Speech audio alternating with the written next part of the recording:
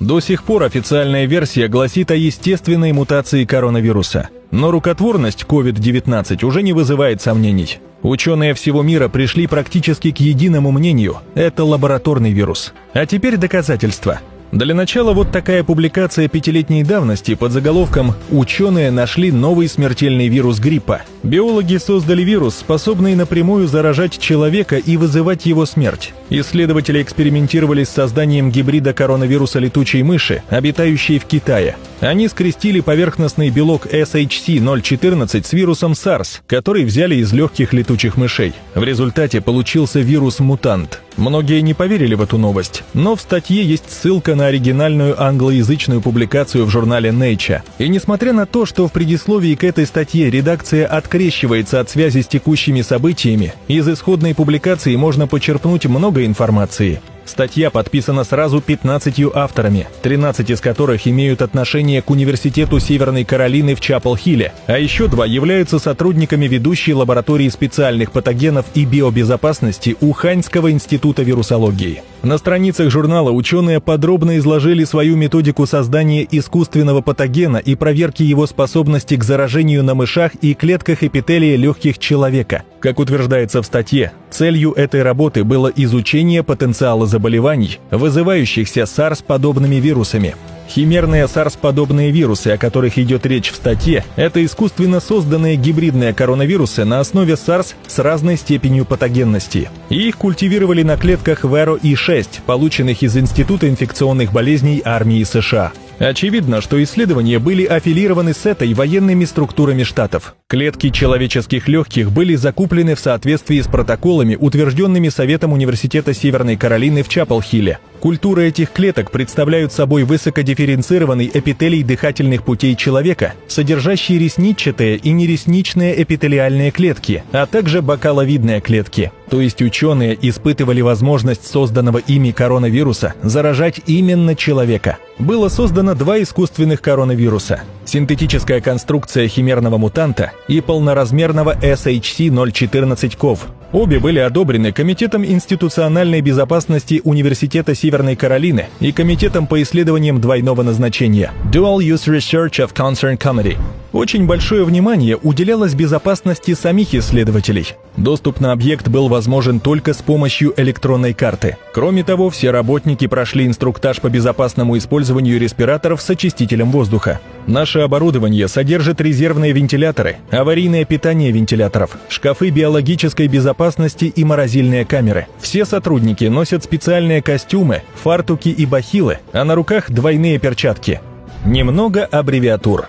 BSL-3 – Biosafety Level 3 Laboratory. Это лаборатория предпоследнего уровня по шкале опасности патогенов. Уже этот уровень обязывает подготовку персонала к самостоятельному карантину и обучению безопасной доставке в местное отделение по борьбе с инфекционными заболеваниями в чрезвычайной ситуации. Именно такой уровень был у Уханьской лаборатории до этого исследования. Но в 2015 году она была переведена с 3-го на 4-й, самый высокий уровень безопасности. Это можно понять из резюме соавтора исследования Ши Джен Ли, опубликованного на сайте Всемирного общества вирусологов. Если в 2013 году она числилась директором ведущей лаборатории специальных патогенов и биобезопасности Уханьского института вирусологии BSL-3, то в 2015-м стала вице-директором того же исследовательского учреждения уже с пометкой BSL-4. Помимо того, вклад каждого ученого в разработку вируса скрупулезно описан в статье под названием «SARS-подобная группа циркулирующих коронавирусов летучих мышей демонстрирует потенциал для перехода на человека». По приведенным данным, с помощью метода обратной генетики исследователи создали химерный вирус, взяв за основу тот самый первый SARS, в 2002 году вызвавший вспышку атипичной пневмонии.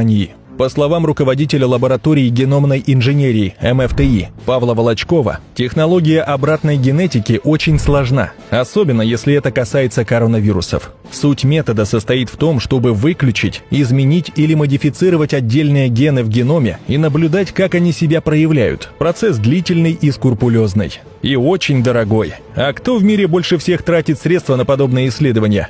Американские военные биолаборатории размещены по всему миру, их порядка 400. Ежегодно на них тратятся миллиарды долларов. По статистическим данным, около 13 тысяч ученых заняты в специализированных лабораториях, разрабатывающих вирусы военного назначения. Эти разработки ведутся в Соединенных Штатах под эгидой Национального института здоровья в штате Мэриленд. Вот такой цинизм. После распада Советского Союза бактериологические лаборатории были созданы и во многих бывших союзных республиках. Например, в Грузии она одна, в Украине их 4. Есть также в Азербайджане, Киргизии, Казахстане, Узбекистане, Молдове. При этом американцам были переданы также коллекции патогенов, если они оставались в союзных республиках после распада Союза. То, что это не бредни конспирологов, доказывает тот факт, что в 2010 году в Индонезии была закрыта такая лаборатория подразделения ВМС США, именно потому, что там проводились эксперименты с птичьим гриппом, которые вызвали вспышку этого заболевания. Американцы отказались поделиться с Министерством здравоохранения Индонезии результатами таких экспериментов, и у этой небольшой страны хватило ума и воли, чтобы закрыть американскую лабораторию. Это документы с патентных служб США на коронавирус. И, конечно, защитники официальной, естественной версии отмечают, что все это не имеет отношения к текущей ситуации. Ведь коронавирус не является отдельной болезнью или вирусом. Это название целого семейства. И возникший в Ухане COVID-19 считают отдельным. Но неужели даже у прожженных скептиков не вызывает вопросов такое количество исследований двойного назначения, патентов и документов, связанных со всем этим? И сколько еще версий этого вируса существует в военных лабораториях? Может быть, это знаменитая шутка о том, что лучше подождать и не заражаться коронавирусом COVID-19, так как в сентябре выйдет новая версия COVID-20, а еще в линейке есть COVID-20 Pro и COVID-20 Pro Plus. Не такая уже шутка? Никаких механизмов контроля по соблюдению Конвенции по биологическому и токсинному оружию не существует. Американцы в 2001 году отказались подписывать протокол о мерах контроля. А в 2017 году Трамп подписал разрешение на начало разработки нового биооружия на базе гриппа и атипичной пневмонии. Исследовательским лабораториям США было предоставлено разрешение на изучение вируса гриппа, МЕРС и САРС. Помимо этого, способы создания искусственно полученного коронавируса были одобрены Комитетом США по исследованиям двойного назначения. Для многих покажется странным, что спецслужбы из-за кулиса проводят эксперименты, которые угрожают им самим. Ведь в США тоже бушует коронавирус. И совсем недавно прошла пикантная новость о том, что в Италии самолет ВВС США загрузил на борт 500 000 комплектов для диагностики вируса.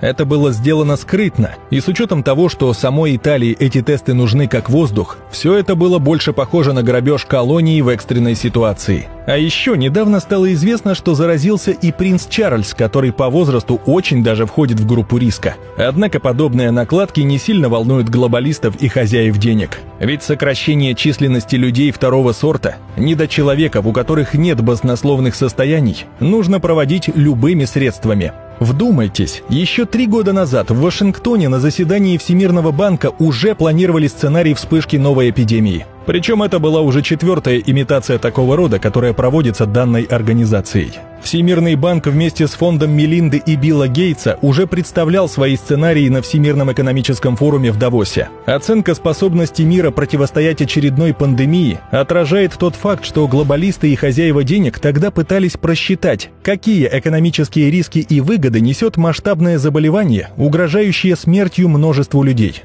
Тим Эванс, директор группы Всемирного банка по вопросам здравоохранения, питания и народонаселения, уже тогда говорил о том, что пандемия случится с вероятностью в 100%, и это произойдет быстрее, чем мы думаем. В августе 2017 года Всемирный банк решил создать специальный фонд, сокращенно PIF, и выпустить так называемые пандемические облигации на $425 миллионов для борьбы с 6 вирусами. При этом первым в списке были именно коронавирусы. На заседании заявлялось, что если один из данных вирусов достигнет определенных темпов распространения, количества смертей и пересечет границы государств, то инвесторы смогут вернуть вложенные средства. Поскольку спрос на облигации превысил предложение на 200%, речь идет не только о том, чтобы вернуть вложенное, но и прилично заработать. И в том же 2017 году Билл Гейтс, выступая на Мюнхенской конференции по безопасности, заявлял, что человечество должно понимать, что потенциально пандемический вирус может убить до 30 миллионов человек всего за 1 год. Этот добрый человек призвал готовиться к ней как к войне, проводить учения, изучать массовую панику и понимать, что делать, когда при бегстве и эвакуации населения будет нарушена транспортная инфраструктура и перегружены средства коммуникации. В общем, все для простого народа. Или все-таки нет? Пишите в комментариях, что думаете по этому поводу, и поделитесь этим